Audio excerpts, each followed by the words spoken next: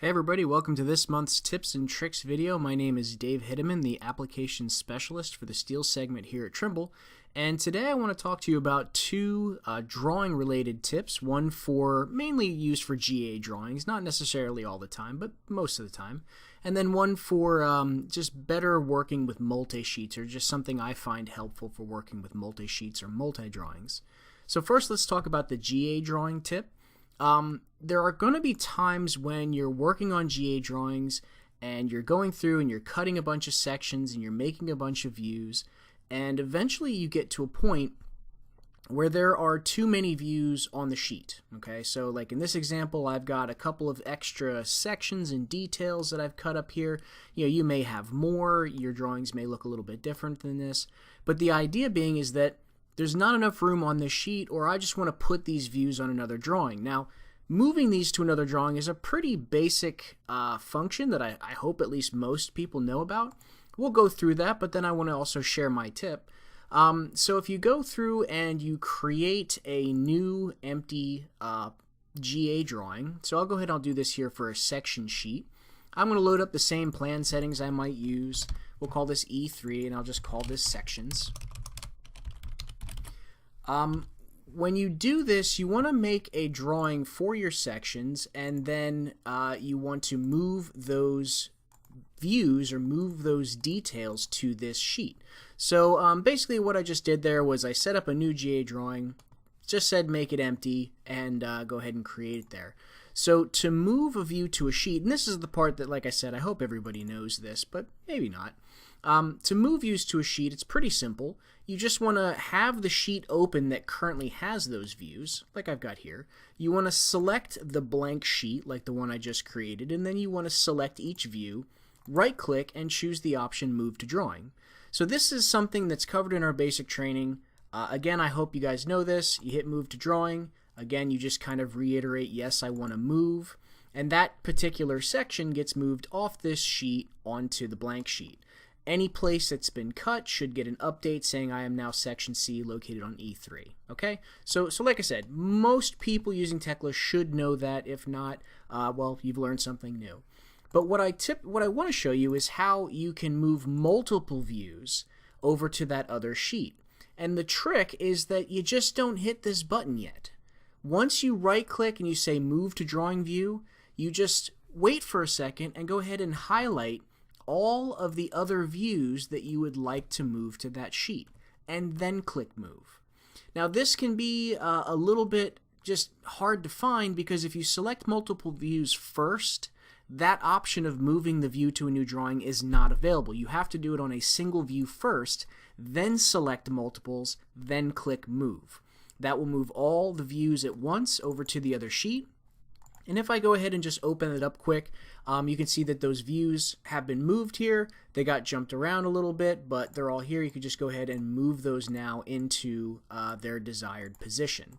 Okay, so just a little tip for getting multiple views over the sheet rather than doing it one at a time. I didn't know this for the first couple of years using Tekla structures, so just one little tip there for your GA drawings.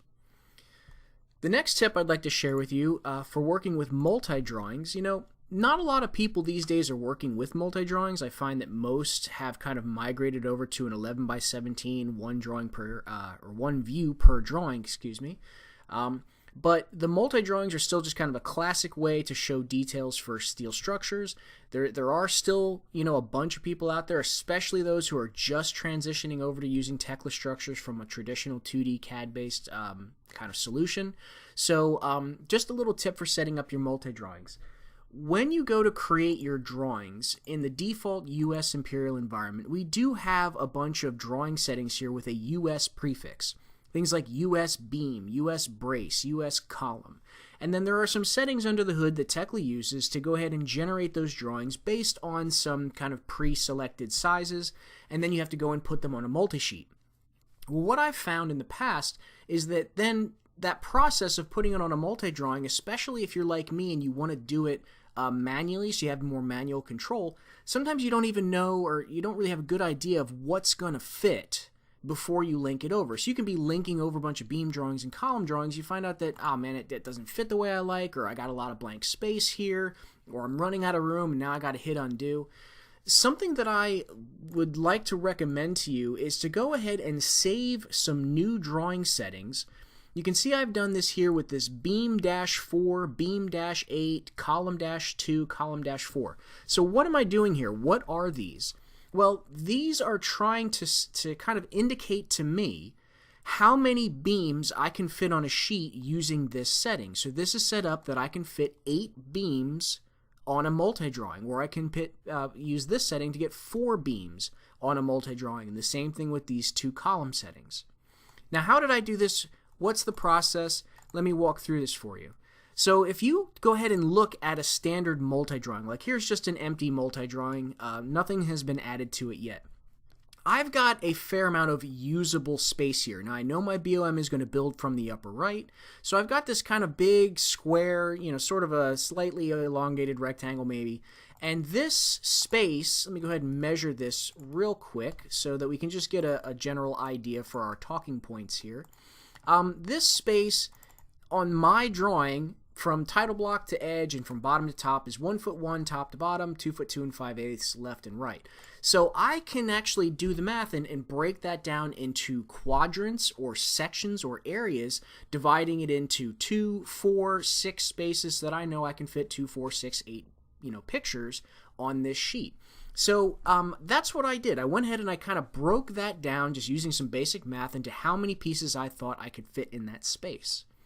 Then what you do is when you set up your drawing properties, you can define the layout size under your drawing property. So let's say I go to the standard US beam. Okay, standard US beam, as I mentioned under the layout properties, is going to try to auto size, but you can go ahead and set up a specified size. I want my drawing to only take up this much space horizontally and this much space vertically.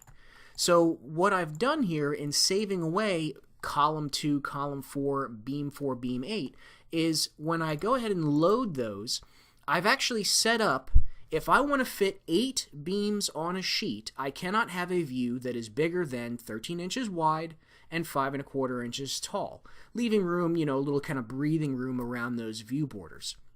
So I've set up a drawing space at a specific size, knowing that I can fit 8 of these on a sheet. And the same thing I've done for 4 on a sheet, so I've done them a little bit wider but the same height.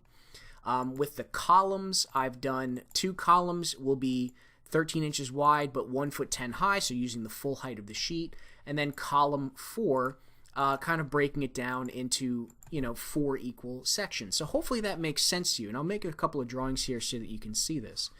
Now the other thing I've done is I've actually gone and saved away the name of these drawing settings, so that's what's going to show up in my drawing list. So when I go to make these sheets, I'll be able to see over here right away which settings were used.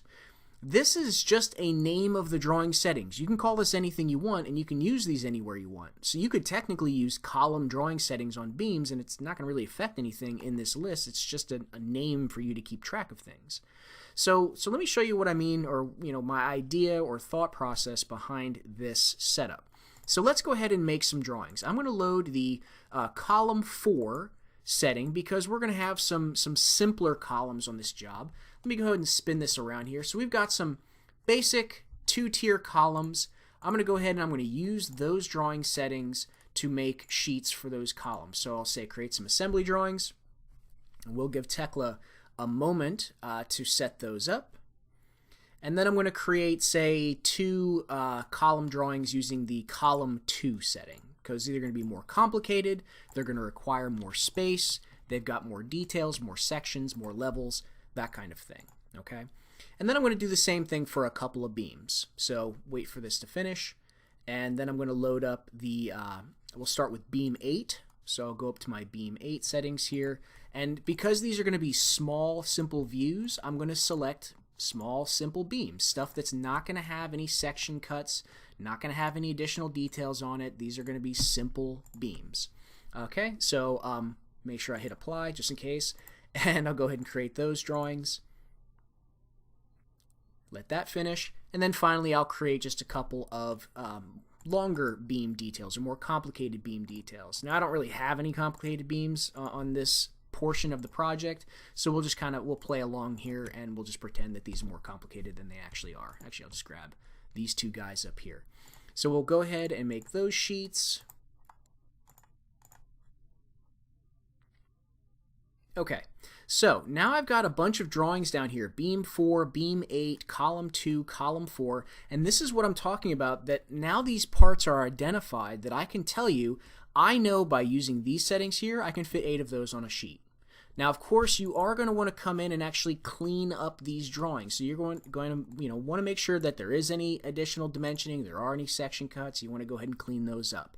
But the idea is that this border can be fit 8 times on a sheet. Okay, so I'm not going to get into drawing scrubbing. That's a whole nother video or a whole nother topic. Let's just get into the actual linking process.